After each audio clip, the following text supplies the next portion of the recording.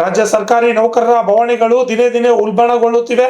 ಕೇಂದ್ರ ಸರ್ಕಾರವು PFRDI ಕಾಯ್ದೆ ಮೂಲಕ ಜಾರಿಗೊಳಿಸಲಾದ NPS UPS ಆಧಾರಿತ ಪಿಂಚಣಿ ಪದ್ಧತಿಯು ನೌಕರರ ಮತ್ತು ಸರ್ಕಾರದ ವಂತಿಕೆ ಹಣವನ್ನು ಷೇರು ಮಾರುಕಟ್ಟೆಗೆ ಸಂದಾಯ ಮಾಡುತ್ತಿದ್ದು, ಸಂಧ್ಯಾ ಕಾಲದಲ್ಲಿ ನೌಕರರಿಗೆ ಯಾವುದೇ ಪಿಂಚಣಿ ಹಣ ಸಿಗುತ್ತಿಲ್ಲ ಎಂದು ಅಖಿಲ ಕರ್ನಾಟಕ ರಾಜ್ಯ ಸರ್ಕಾರಿ ನೌಕರರ ಒಕ್ಕೂಟದ ರಾಜ್ಯಾಧ್ಯಕ್ಷರಾದ ಜಯಕುಮಾರ್ HS ಅವರು ಆರೋಪ ಮಾಡಿದ್ದಾರೆ. ನಗರದ ಪತ್ರಿಕಾ ಭವನದಲ್ಲಿ ನಡೆದ ಸುದ್ದಿಗೋಷ್ಠಿಯಲ್ಲಿ ಮಾತನಾಡಿದ ಅವರು, ರಾಜ್ಯದ ವಿವಿಧ ಇಲಾಖೆಗಳಲ್ಲಿ ಖಾಲಿ ಇರುವ ಅಂದಾಜು 2.80 ಲಕ್ಷ ಹುದ್ದೆಗಳಲ್ಲಿ ಹೊರಗುತ್ತಿಗೆ, ಗುತ್ತಿಗೆ, ದಿನಗೂಲಿ, ಅರೆಕಾಲಿಕ ಆಧಾರದಲ್ಲಿ ನೇಮಕ ಮಾಡಿಕೊಂಡು ವಿದ್ಯಾವಂತ ಯುವಜನತೆಯನ್ನು ಶೋಷಣೆ ಮಾಡಲಾಗ್ತಿದೆ. ನೌಕರರ ಮೇಲೆ ದಿನೇ ದಿನೇ ಕೆಲಸದೊತ್ತಡ ಹೆಚ್ಚಾಗುತ್ತಿದೆ. ಕೋವಿಡ್ ಸಂದರ್ಭದ 18 ತಿಂಗಳ ತುಟಿ ಭತ್ಯೆಯನ್ನು ಸರ್ಕಾರ ಇಂದಿಗೂ ಬಿಡುಗಡೆ ಮಾಡಿಲ್ಲ. ಇವೆಲ್ಲ ಅಂಶಗಳ ಹಿನ್ನೆಲೆಯಲ್ಲಿ PFRDA ಕಾಯ್ದೆ ಆಧಾರಿತ NCP UPS ಪಿಂಚಣಿ ಪದ್ಧತಿಯನ್ನು ರದ್ದುಗೊಳಿಸಿ ಹಳೆಯ ನಿಶ್ಚಿತ ಪಿಂಚಣಿಯನ್ನು ಜಾರಿಗೊಳಿಸುವುದು, ಹೊರಗುತ್ತಿಗೆ, ಗುತ್ತಿಗೆ, ದಿನಗೂಲಿ ನೌಕರರಲ್ಲಿ ಅರ್ಹರಿಗೆ ವಿಶಿಷ್ಟ ಪ್ರಾತಿನಿಧ್ಯ ನೀಡಿ ನೇಮಕ ಮಾಡುವುದು, ಖಾಲಿ ಹುದ್ದೆ ಭರ್ತಿ ಮಾಡುವುದು ಇತ್ಯಾದಿ ಬೇಡಿಕೆಗಳನ್ನು ಈಡೇರಿಸುವಂತೆ ಕೇಂದ್ರ ಮತ್ತು ರಾಜ್ಯ ಸರ್ಕಾರಗಳನ್ನು ಒತ್ತಾಯಿಸಿ ಡಿಸೆಂಬರ್ 12ರಂದು ದೆಹಲಿ ಚಲೋ ಕಾರ್ಯಕ್ರಮಕ್ಕೆ ಅಖಿಲ ಭಾರತ ರಾಜ್ಯ ಸರ್ಕಾರಿ ನೌಕರರ ಒಕ್ಕೂಟ ಕರೆ ನೀಡಿದೆ ಎಂದರು. ಈ ಸಂದರ್ಭದಲ್ಲಿ ವಿಜಯಕುಮಾರ್, KN ಚಂದ್ರಶೇಖರ್, ಶೋಭಾ, ಲೋಕ್ ನಾಗಣ್ಣ ಹಾಜರಿದ್ದರು. Bureau report, RJ32 Kannada news, Kalaburagi. ನಮಸ್ಕಾರ. ನಮ್ಮ ಅಖಿಲ ಕರ್ನಾಟಕ ರಾಜ್ಯ ಸರ್ಕಾರಿ ನೌಕರರ ಒಕ್ಕೂಟದ ವತಿಯಿಂದ ಇವತ್ತಿನ ಪತ್ರಿಕಾಗೋಷ್ಠಿಯ ಪ್ರಮುಖ ಉದ್ದೇಶ ಏನೆಂದರೆ, ರಾಜ್ಯ ಸರ್ಕಾರಿ ನೌಕರರು ಹಲವಾರು ಸಮಸ್ಯೆಗಳನ್ನು ಎದುರಿಸ್ತಾ ಇದ್ದಾರೆ.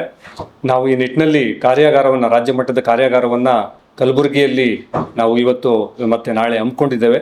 ಪ್ರಮುಖವಾಗಿ ರಾಜ್ಯ ಸರ್ಕಾರಿ ನೌಕರರಿಗೆ ಏನು ಹಳೆಯ ನಿಶ್ಚಿತ ಪಿಂಚಣಿ ಪದ್ಧತಿ ಇದೆ ಅದನ್ನು ರದ್ದು ಮಾಡಿ PFRDA ಕಾಯ್ದೆ ಅನುಸಾರ ಏನು ಕೇಂದ್ರ ಸರ್ಕಾರ NPS ಮತ್ತು UPS ಪಿಂಚಣಿ ಪದ್ಧತಿಯನ್ನು ಜಾರಿಗೆ ತಂದಿದೆ, ಅದು ಷೇರು ಮಾರುಕಟ್ಟೆ ಆಧಾರಿತ ಪದ್ಧತಿಯಾಗಿದ್ದು ನೌಕರರಿಗೆ ಯಾವುದೇ ರೀತಿ ಪಿಂಚಣಿ ಸಿಗ್ತಾ ಇಲ್ಲ.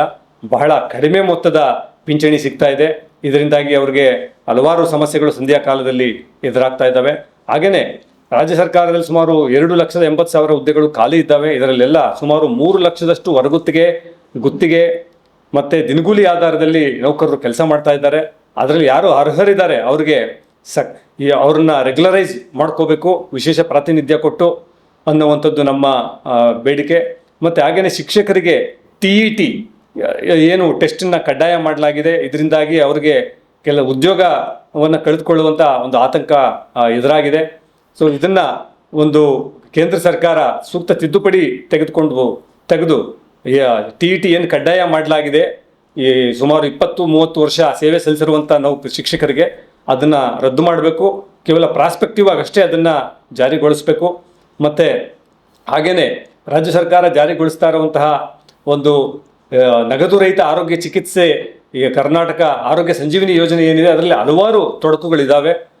ನೌಕರರಿಗೆ ಸೂಕ್ತವಾದಂತಹ ಅವರ ಕುಟುಂಬಸ್ಥರುಗಳಿಗೆ ಹಿಂದೆ ಇದ್ದಂತಹ ರಿಇಂಬರ್ಸ್ಮೆಂಟಲ್ಲಿ ಒಂದಷ್ಟು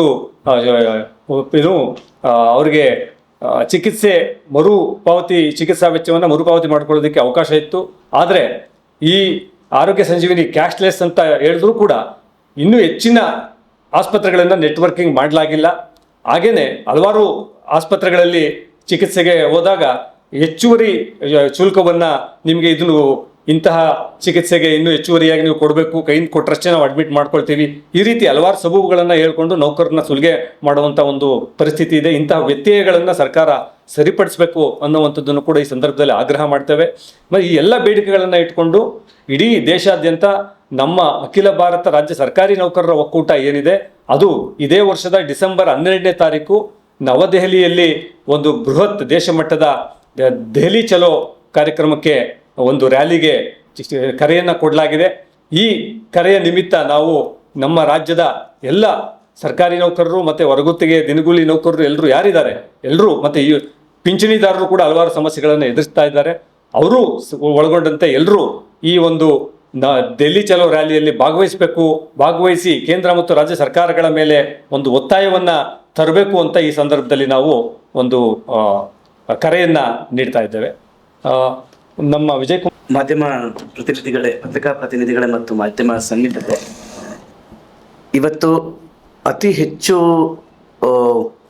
ಜನಸಾಮಾನ್ಯರಷ್ಟೇ ಸರ್ಕಾರಿ ಬೊಕ್ಕಸಕ್ಕೆ ಜನಸಾಮಾನ್ಯರ ನಿರ್ವಹಣೆಗೆ, ಈ ಗ್ಯಾರಂಟಿ ನಿರ್ವಹಣೆಗೆ ಮತ್ತು ಎಲ್ಲರ ಈ ಸರ್ಕಾರಿ ಬೊಕ್ಕಸಕ್ಕೆ ಸಮರ್ಪಕವಾಗಿ ದುಡಿಮೆಯಲ್ಲಿರ್ತಕ್ಕಂಥ ವರ್ಗ ನೌಕರ ವರ್ಗ, ರಾಜ್ಯ ಸರ್ಕಾರಿ ನೌಕರ ವರ್ಗ, ಎಲ್ಲ ನೌಕರರ ವರ್ಗ. ನಾವು ದುಡಿಮೆ ಒಂದು ರೀತಿ ಸರ್ಕಾರಿ ಕಾರ್ಮಿಕರಾಗಿದ್ದೀವಿ. ಈ ಸಂದರ್ಭದಲ್ಲಿ ನಮ್ಮ ಸಂಧ್ಯಾ ಕಾಲದಲ್ಲಿ ನಮ್ಮ ಬದುಕು ಸುಗಮವಾಗಿರಲಿ ಅನ್ನೋದಕ್ಕೆ ಮಾಡಿರ್ತಕ್ಕಂಥದ್ದು ಓಲ್ಡ್ ಪೆನ್ಷನ್ ಸ್ಕೀಮ್. ಹಿಂದಿನ ಪೆನ್ಷನ್ ಡಿಫೈನ್ಡ್ ನಿಶ್ಚಿತ ಪಿಂಚಣಿ ಯೋಜನೆ ಆಗಿತ್ತು. ಆದರೆ 2004ರಿಂದ ಜನವರಿ 1, 2004ರಿಂದ ಬಂದಿರತಕ್ಕಂಥ ಹೊಸ ನೂತನ ಪಿಂಚಣಿ ಯೋಜನೆ ಏನಿದೆ ಅದು ಸಮರ್ಪಕವಾಗಿ ನಮ್ಮ ರಾಜ್ಯ ಸರ್ಕಾರ ಎಲ್ಲ ಸರ್ಕಾರಿ ನೌಕರರ ಕೊನೆಯ ಸಂಧ್ಯಾಕಾಲದ ಜೀವನ ನಿರ್ವಹಣೆಗೆ, ಸುಗಮ ಜೀವನ ನಿರ್ವಹಣೆಗೆ ಭಾಳಷ್ಟು ವ್ಯತ್ಯಯವನ್ನು ಉಂಟು ಮಾಡ್ತಾ ಇರ್ತಕ್ಕಂಥದ್ದು. ನೀವಾಗಲೇ ಮಾಧ್ಯಮಗಳಲ್ಲಿ ಎಲ್ಲದೂ ನೀವು ಕೂಡ ನಮ್ಮ ಜೊತೆ ಇದ್ರ ಬಗ್ಗೆ ಸರಿಸಮಾನವಾಗಿ ಸುದ್ದಿ ಮಾಡ್ತಾ ಬಂದಿದ್ದೀರಿ. ಆದರೆ ಇಲ್ಲಿ PF ಒಂದು 4 ರೆಸ್ಟೋರೇಷನ್ ಹಿಂದಿನ ನಿಶ್ಚಿತ ಪಿಂಚಣಿ ಯೋಜನೆಯನ್ನು ಮತ್ತೆ ತಂದಿರತಕ್ಕಂಥ 4-5 ರಾಜ್ಯಗಳ ತಂದಿರೋದಾದರೆ, ಈ ನಮ್ಮ ಈಗಿನ ಸರ್ಕಾರ ಕೂಡ ಹಿಂದೆ ಒಂದು ಭರವಸೆಯನ್ನು ನೀಡಿತ್ತು, ಮತ್ತೊಂದು ಗ್ಯಾರಂಟಿ ಅಂತ ಹೇಳಿತ್ತು. ನಿಶ್ಚಿತ ಪಿಂಚಣಿ ಮತ್ತು ಎಲ್ಲ ಸರ್ಕಾರಿ ನೌಕರಿಗೆ ಗ್ಯಾರಂಟಿ ಕೊಟ್ಟಿತ್ತು. ಆದರೆ ಆ ನಿಟ್ಟಿನಲ್ಲಿ ಸಮರ್ಪಕವಾಗಿ ಕೆಲಸಗಳು ನಡೀದೇ ಇಲ್ಲದೆ ಇರತಕ್ಕಂಥ ಸಂದರ್ಭದಲ್ಲಿ ನಾವು ಅಖಿಲ ಕರ್ನಾಟಕ ರಾಜ್ಯ ಸರ್ಕಾರಿ ನೌಕರರ ಒಕ್ಕೂಟದಿಂದ ಒಂದು ಹಕ್ಕೊತ್ತಾಯವನ್ನು ಮಾಡ್ತಾ ಇದ್ದೇವೆ. ದಯವಿಟ್ಟು ಈ ಹಿಂದಿನ ಡಿಫೈನ್ಡ್ ಪಿಂಚಣಿ ಯೋಜನೆಯನ್ನು ಮರುಜಾರಿಗೊಳಿಸಿ.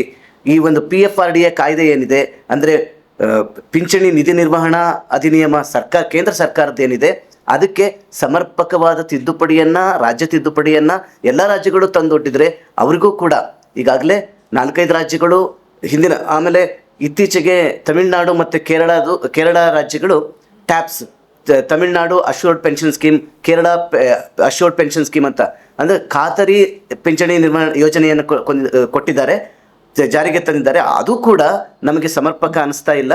ಹಿಂದಿನ ಡಿಫೈನ್ಡ್ ನಿಶ್ಚಿತ ಪಿಂಚಣಿ ಯೋಜನೆಯನ್ನೇ ನಮಗೆ ಮರುಜಾರಿಗೊಳಿಸಲಿಕ್ಕೆ ನಾವು ಹಕ್ಕೊತ್ತಾಯ ಮಾಡ್ತಾ ಇದ್ದೀವಿ. ಮತ್ತು ವಿಶೇಷವಾಗಿ ಕಲಬುರಗಿ ನಾಡು 371J ನಂತರ ಆಗಿರ್ತಕ್ಕಂಥ ಈ ಕಲ್ಯಾಣ ಕರ್ನಾಟಕದ ನೌಕರ ವರ್ಗ ಏನಿದೆ, ಅತಿ ಹೆಚ್ಚು ಕಲ್ಯಾಣ ಕರ್ನಾಟಕದ ನೌಕರಿ ಪಡೆದಿರ್ತಕ್ಕಂಥ ಜನರು NPS ಯೋಜನೆಗೆ ಒಳಪಡ್ತಾ ಇದ್ದಾರೆ. ಇಲ್ಲಿ ಮಾಡತಕ್ಕಂಥದ್ದು ಈ ನೂತನ ಪಿಂಚಣಿ ಯೋಜನೆ ನಮ್ಮ ಒಕ್ಕೂಟದ ಜಿಲ್ಲಾಧ್ಯಕ್ಷರಾದ ಚಂದ್ರಶೇಖರ್ ಏಕ್ಲೂರೆ ಅವರ ಒಂದು ಕನಸಾಗಿತ್ತು. ಇಲ್ಲಿ ನಿಜವಾದ ನೂತನ ಪಿಂಚಣಿ